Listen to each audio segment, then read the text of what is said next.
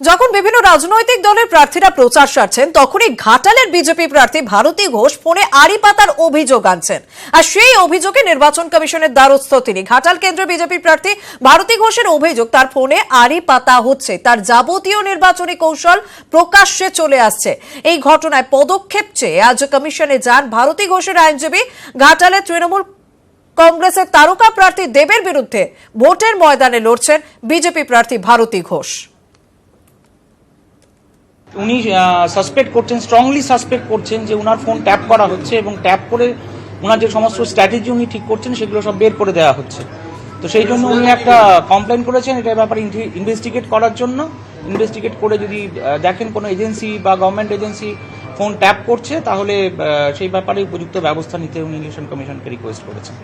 না, কোনো প্রমাণ নেই। উনি একজন এক্স আইপিএস অফিসার, উনি সাউন্ড শুনে উনার দৃঢ় ধারণা হচ্ছে যে ফোন ট্যাপ করা হচ্ছে।